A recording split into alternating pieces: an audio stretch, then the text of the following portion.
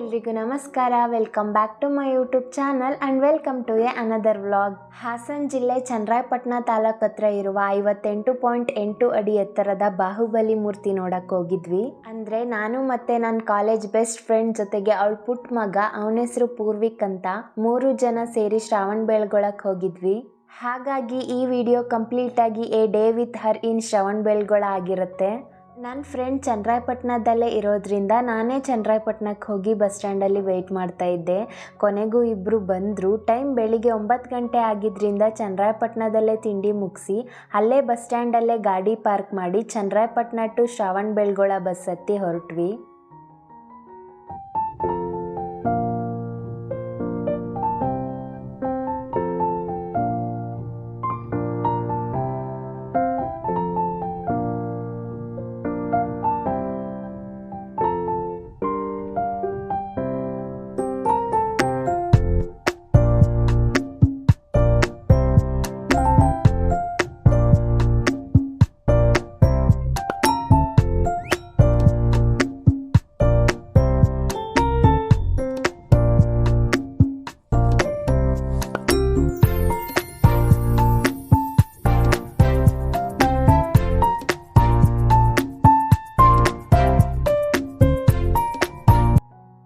ಗಂಟೆ ಅಷ್ಟರಲ್ಲೆಲ್ಲ ರೀಚ್ ಆದ್ವಿ. ಇನ್ನು ಬೆಟ್ಟಕ್ಕೆ ಎಂಟ್ರಿ ಆಗ್ತಿದ್ದಂತೆ ತುಂಬ ಬಿಸಿಲಿರೋ ಕಾರಣ ಬಿಸಿಲಿಗೆ ಕಾಲು ಸುಡಬಾರ್ದು ಅಂತೇಳಿ ಅಲ್ಲೇ ಎಂಟ್ರೆನ್ಸಲ್ಲೇ ಸಾಕ್ಸ್, ಹ್ಯಾಟ್ಸ್, ಸನ್ ಗ್ಲಾಸಸ್ ಈ ಥರದ್ದೆಲ್ಲ ಮಾರ್ತಿರ್ತಾರೆ.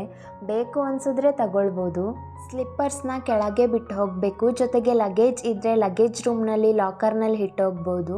ಎರಡಕ್ಕೂ ಸೇರಿ ಅಮೌಂಟ್ ಚಾರ್ಜ್ ಮಾಡ್ತಾರೆ. ಜೊತೆಗೆ ಲಾಕರ್ ಕೀ ಕೊಡ್ತಾರೆ. ರಿಟರ್ನ್ ಬಂದು ಕೀ ಕೊಟ್ಟು ವಾಪಸ್ ತಗೊಳ್ಬೋದು. ಇನ್ನು ಈ ಶ್ರವಣಬೆಳಗೊಳವು ಒಂದು ಧಾರ್ಮಿಕ ಪ್ರವಾಸಿ ತಾಣಿಯಾಗಿದ್ದು, ಜೊತೆಗೆ ಶ್ರವಣಬೆಳಗೊಳವನ್ನು ಜೈನರ ಕಾಶಿ ಎಂದು ಕರೆಯುತ್ತಾರೆ. ಶ್ರವಣಬೆಳಗೊಳದಲ್ಲಿ ದೊಡ್ಡ ಬೆಟ್ಟ ಹಾಗೂ ಚಿಕ್ಕ ಬೆಟ್ಟ ಅಂತ 2 ಬೆಟ್ಟಗಳಿವೆ. ಅಂದರೆ ವಿಂಧ್ಯಗಿರಿ ಹಾಗೂ ಚಂದ್ರಗಿರಿ ಅಂತ ಕರೀತಾರೆ. ಈ 2 ಬೆಟ್ಟಗಳಲ್ಲಿ ಚಿಕ್ಕ ಬೆಟ್ಟನೇ ಈ ಚಂದ್ರಗಿರಿ ಬೆಟ್ಟ. ಚಂದ್ರಗುಪ್ತನು ಅಲ್ಲಿ ವಾಸಿಸುತ್ತಿದ್ದ ಮತ್ತು ತಪಸ್ಸು ಮಾಡಿದ ಮೊದಲ ಋಷಿಯಾಗಿರುವುದರಿಂದ ಈ ಬೆಟ್ಟಕ್ಕೆ ಚಂದ್ರಗಿರಿ ಎಂದು ಕರೆಯುತ್ತಾರೆ ಅಂತ ಹೇಳ್ತಾರೆ. ಈ ಬೆಟ್ಟದ ಮೇಲೆ ಹಲವಾರು ಜೈನ ಬಸದಿಗಳನ್ನ ನಾವು ನೋಡ್ಬೋದು.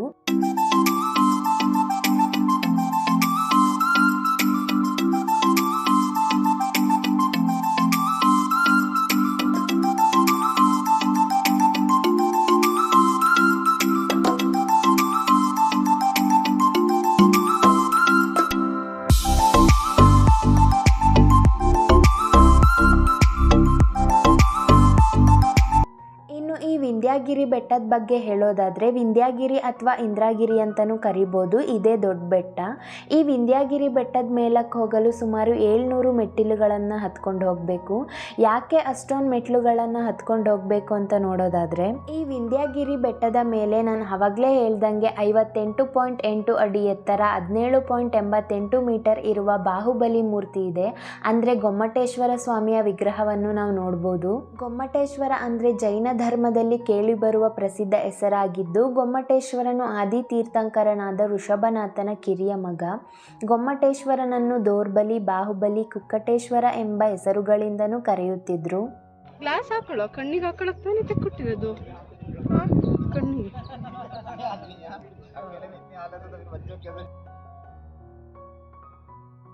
ಇನ್ನು ಈ ಮೂರ್ತಿನ 4ನೇ ರಾಚಮಲ್ಲನ ಮಂತ್ರಿಯಾಗಿದ್ದ ಚಾವುಂಡರಾಯನು ಇದನ್ನು ನಿರ್ಮಿಸುವುದರ ಜೊತೆಗೆ ಚಾವುಂಡರಾಯ ಪುರಾಣವನ್ನು ರಚಿಸಿದ್ರು.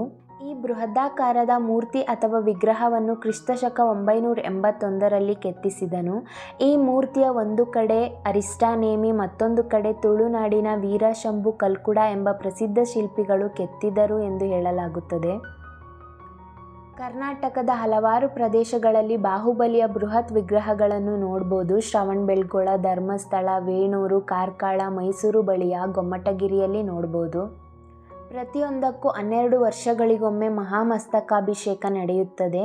ಆದರೆ ಉಳಿದೆಲ್ಲ ವಿಗ್ರಹಗಳಿಗೆ ಹೋಲಿಸಿದರೆ ಚಿಕ್ಕದಾಗಿರುವ ಮೈಸೂರಿನ ಗೊಮ್ಮಟಗಿರಿಯಲ್ಲಿ ಬಾಹುಬಲಿಯ ಸ್ವಾಮಿಗೆ ಪ್ರತಿ ವರ್ಷವೂ ಮಹಾಮಸ್ತಕಾಭಿಷೇಕ ನಡೆಯುತ್ತದೆ. ಇದೇ ರೀತಿ ಶ್ರವಣಬೆಳಗೊಳದ ವಿಶೇಷತೆ ಅಂದರೆ ಇಲ್ಲೂ ಕೂಡ 12 ವರ್ಷಗಳಿಗೊಮ್ಮೆ ಮಹಾಮಸ್ತಕಾಭಿಷೇಕವನ್ನು ನೆರವೇರಿಸಲಾಗುತ್ತದೆ.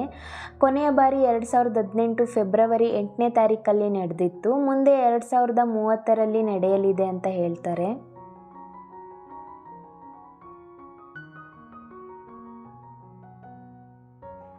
ಯಾರಿಗೆಲ್ಲ ಇಷ್ಟ ಇದ್ದು ಹೆಲ್ತ್ ಇಶ್ಯೂಯಿಂದ ಅಷ್ಟು ದೂರ ಬೆಟ್ಟ ಹತ್ತೋದಕ್ಕಾಗಲ್ವೋ ಅಂಥವರಿಗೆಲ್ಲ ಡೋಲಿ ವ್ಯವಸ್ಥೆಯೂ ಕೂಡ ಇದೆ. ಅಂದರೆ 4 ಜನ ಸೇರಿ ಅವರನ್ನು ಹೊತ್ಕೊಂಡೋಗಿ ದರ್ಶನ ಮಾಡಿಸ್ಕೊಂಡು ಮತ್ತೆ ವಾಪಸ್ ಕರ್ಕೊಂಡು ಬರೋ ಅಂಥದ್ದು.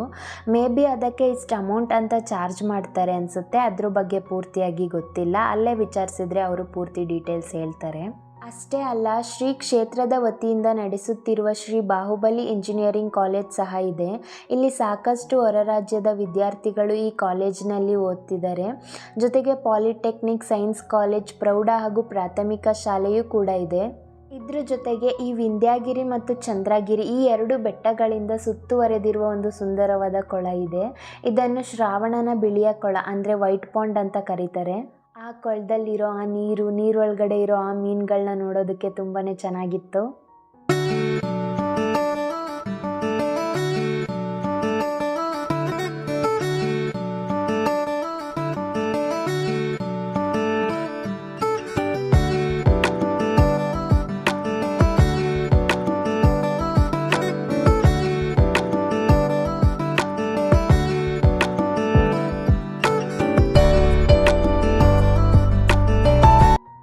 ಇದೆಲ್ಲದ್ರ ಜೊತೆಗೆ ಪೂರ್ವಿಕ್ ಬಗ್ಗೆ ಹೇಳಲೇಬೇಕು. ಪಾಪ ಅಷ್ಟೊಂದು ಬಿಸಿಲಿದ್ರೂ ಬೆಟ್ಟ ಹತ್ತುವಾಗ ಎತ್ಕೊಳ್ಳಿ ಅಂತಲೂ ಕೇಳಿದೆ ನಮ್ಮ ಜೊತೆ ಸೇರಿ ಪೂರ್ತಿ ಬೆಟ್ಟ ಹತ್ತದ.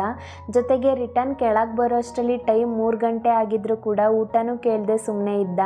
ಇನ್ನೂ ಹೇಳಬೇಕು ಅಂದರೆ ನಮ್ಮ ಜೊತೆ ಅವನಿದ್ದಿದ್ದರಿಂದ ನಮಗೆ ಚೆನ್ನಾಗಿ ಟೈಮ್ ಪಾಸ್ ಆಯಿತು. ಅವನ ಜೊತೆ ಆಟ ಆಡಿಕೊಂಡು ಬೆಟ್ಟ ಹತ್ತಿ ಇಳಿದಿದ್ದೇ ಗೊತ್ತಾಗಲಿಲ್ಲ. ಥ್ಯಾಂಕ್ಸ್ ಪೂರ್ವಿಕ್. ಫೈನಲಿ ಬೆಟ್ಟ ಹತ್ತಿ ಇಳಿದಿದ್ದು ಆಯಿತು. ಕೊನೆಗೂ ಅಲ್ಲಿಂದ ಹೊರಟು ಬಸ್ ಸ್ಟ್ಯಾಂಡ್ ಕಡೆ ಬಂದ್ವಿ. ಬಸ್ ಸ್ಟ್ಯಾಂಡ್ ಹತ್ರ ಹೋಗ್ತಿದ್ದಂಗೆ ಬಸ್ ಸಿಕ್ತು. ಬಸ್ ಹತ್ತಿ ಚನ್ನರಾಯಪಟ್ಟಣ ಬಂದು ಬಸ್ ಸ್ಟ್ಯಾಂಡಲ್ಲಿ ಬೈಕ್ ತಗೊಂಡು ಊಟದ ಟೈಮ್ ಆಗಿದ್ರಿಂದ ಅಲ್ಲೇ ಊಟ ಮಾಡಿಕೊಂಡು ಅಲ್ಲಿಂದ ಮನೆಗೆ ಹೋದ್ವಿ.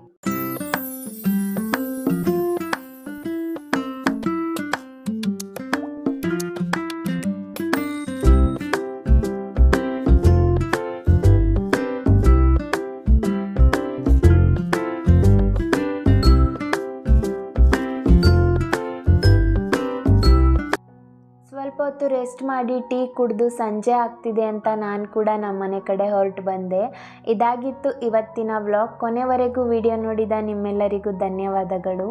ವಿಡಿಯೋ ಇಷ್ಟ ಆಗಿದ್ರೆ ಪ್ಲೀಸ್ ಲೈಕ್ ಮಾಡಿ, ಶೇರ್ ಮಾಡಿ and please subscribe to my YouTube channel. Thank you.